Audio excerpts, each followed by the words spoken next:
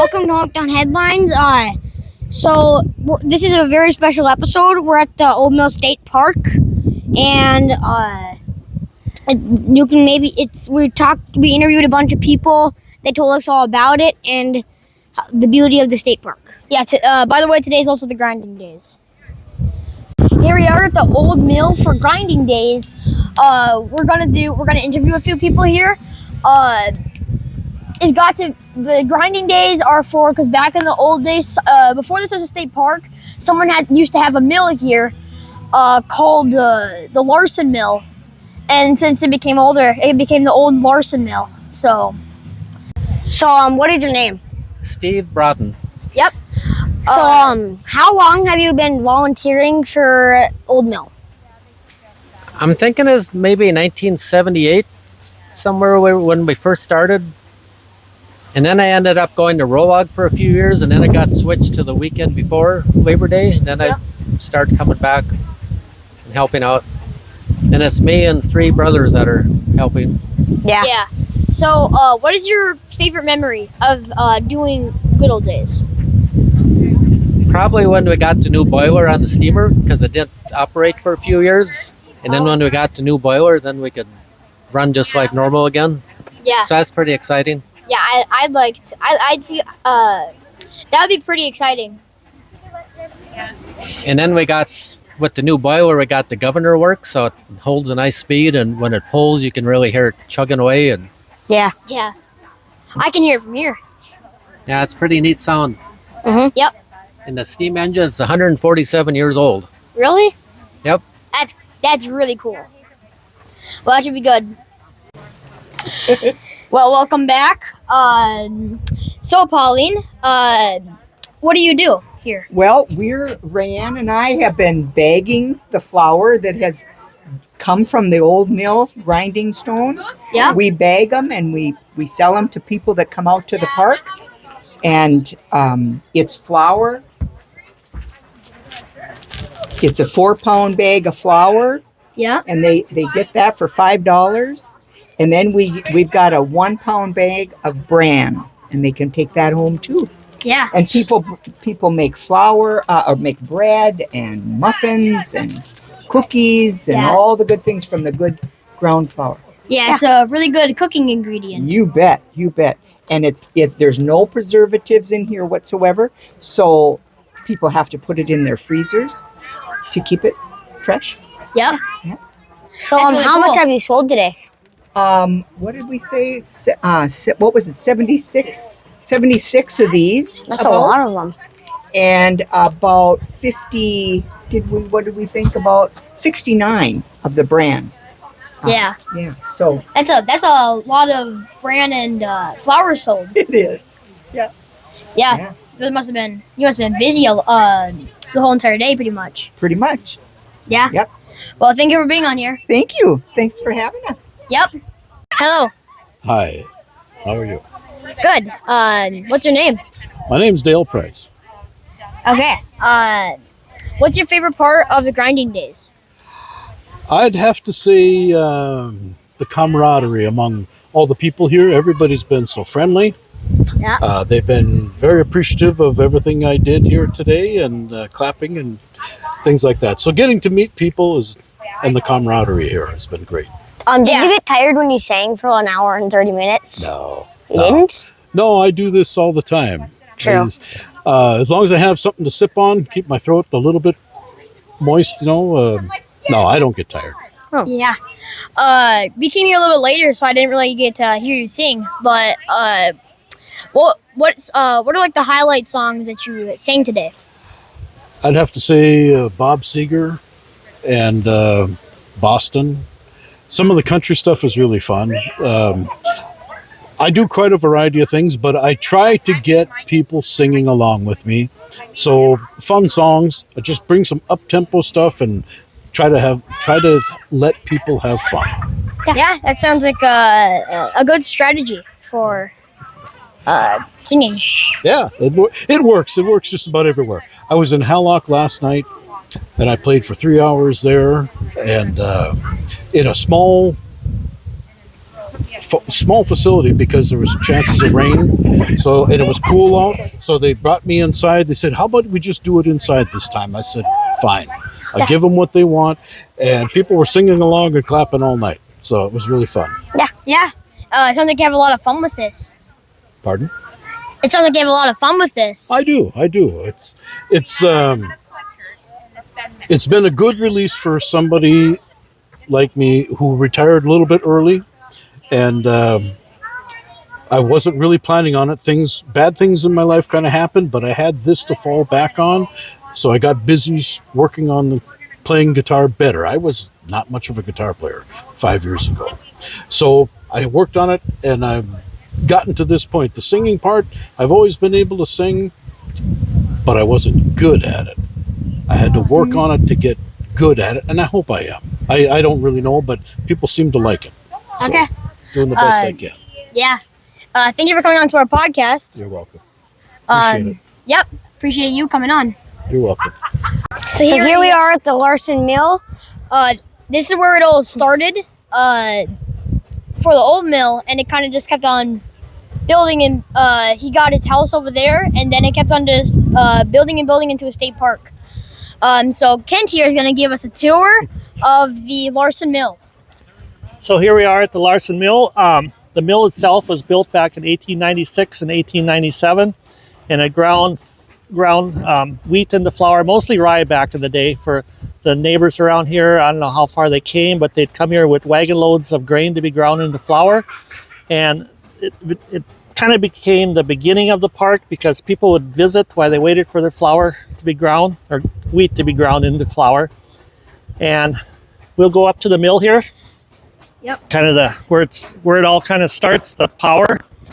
And we're first going to see the steam engine that provides the power, and it burns wood that heats water and turns it into steam, and that's what makes the piston go back and forth and create the power.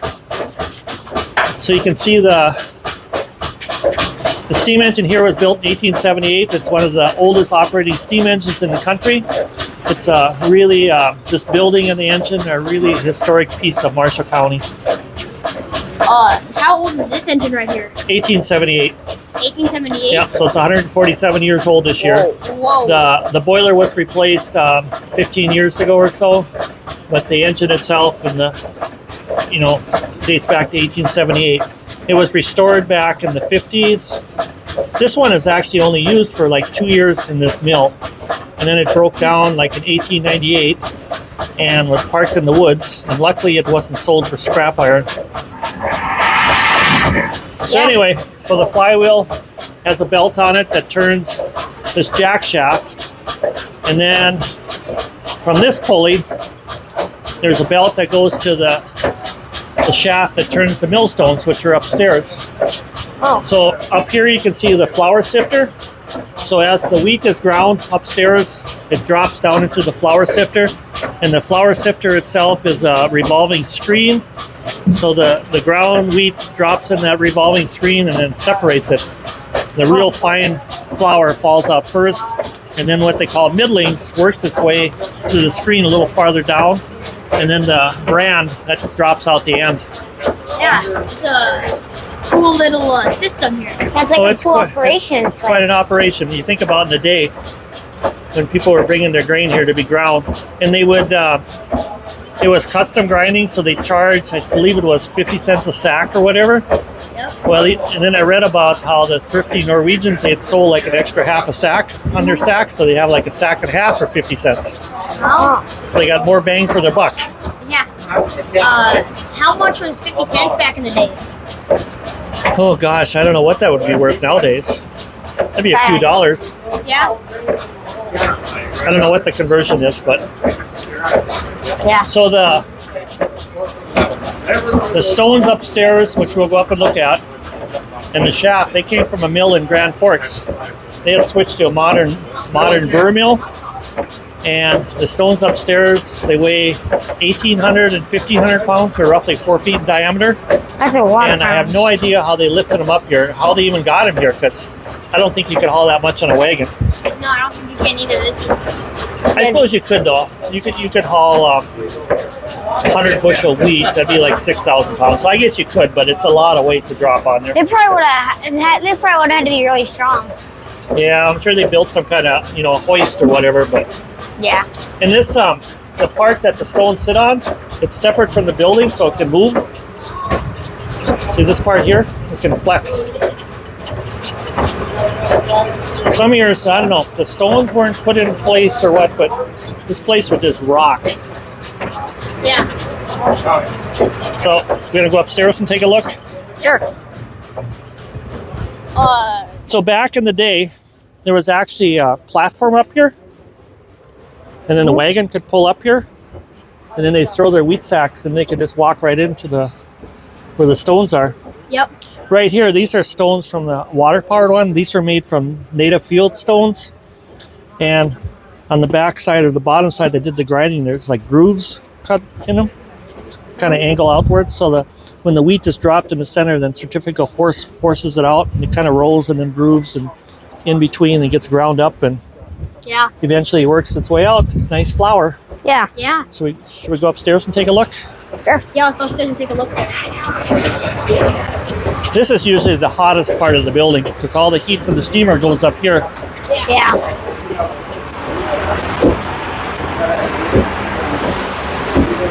As you can feel, it is hot up here, Yeah. even with a fan running. Uh-huh. So this is the cover over the stones. Here you can see the stones. Yep.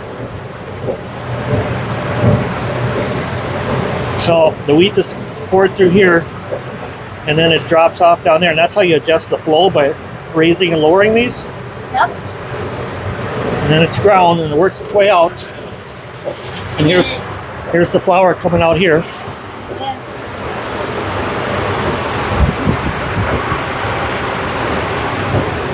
Thank you. Freshly ground flour. Thanks. Welcome. Taste it, it's really good. Yes. Oh, it's delicious. So this is Mike. Do you have any questions to ask him? He's going to take care of this upstairs here today. Yeah. Can you tell us any interesting facts about this grinder? About the whole grinder? Yeah. So this stone that you see turning Yeah. is 1,800 pounds. Really? Yep. That's why, do you see how the floor is moving here? Yeah. So this part of the building is not even attached to the rest of the building, or it would actually shake the building apart over time. Really? Yep. And then the bottom stone is stationary. Yep. So as the top one turns and it dries it out to the outside, then it becomes the flour right here. But now there's actually three things in here. So the light colored stuff is the flour. Yep. The tan colored stuff is the bran. That's what makes you so healthy when you eat bran muffins. Yeah. And then if you feel how it's kind of gritty, Yeah. like sand, Yeah. that's what they call the middling. And the middling is that little white piece of the wheat. See that little white piece at the end? Right there? Yeah, I do. Okay, that's called the germ. So if you took that piece of wheat home and laid it under 2 wet pieces of paper towel, Uh-huh. in a couple of days, the root will grow out of there. It'll start to grow. Really? And that's what that is. That's called the middling. And that's usually what they feed to the chickens. Really? And that's what mice like to eat. Mice don't like flour. Yep. Mice like middlings. Good snack for them. Yeah. And so do chickens. But the rest of it is what we eat. So, kind of cool though. And from here it goes downstairs, and then they sift that out, and put it into 3 different bags. It's middlings in a bag, Yep. flour, then, and bran. And they're all 3 really important cooking ingredients. Very much so. Yeah. And much healthier than like white flour, bleached flour that you buy in the store. Yeah. Well, thank you for coming on to our podcast. Well, you're welcome. I didn't know that's what you were doing. Yeah. Let's interview this guy. Okay. Well, that's very cool. Thank you very much. Yep. So this is Josh Waldorf. This is his first day working here, just a couple hours. Well, So maybe you want to ask him what he thinks about this operation. yeah. So what do you think about this operation?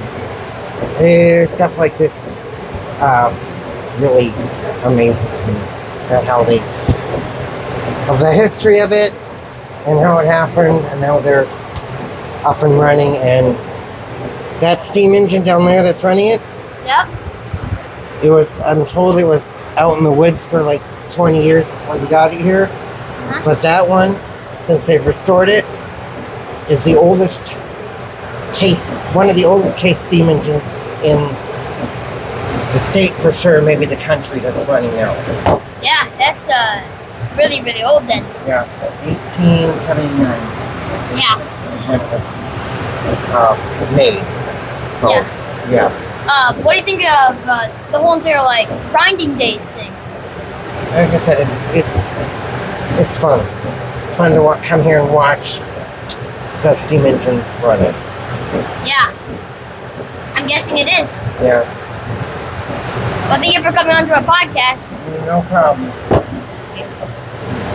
So, anything else you wanna? Here's a stone we can look at. This is like from the water power mill.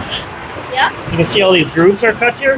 Huh? On the other side of it, So that's how the grain works its way, and then it rolls in here, and then gets smaller, then it goes in between and gets ground finer, and that was all done by hand. Yeah. That, Metal band put around it, and it's pretty amazing what the old timers could do. yeah. Especially with just like some tools and in their Oh hands. yeah. Yeah. That's very nicely done. Yeah. So how does the river tie into all this? Well, originally, when Lars Larson Sr. came here, I believe it was 1886, he built a water power mill. It was like a quarter mile down from here, down by the walking bridge into the campground, and that got washed away by a flood. And then he built a wind-powered mill. He tied it together with, he made rope out of willows. That's how he tied the building together, but somehow whatever he had for wind-powered blew down.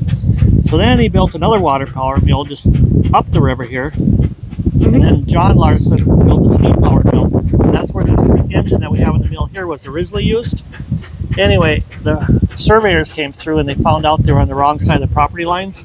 So then they built here, 1896, and then John Larson's dad had a water power mill. This was kind of the divide for the water, so you get water to his water power wheel. Yep.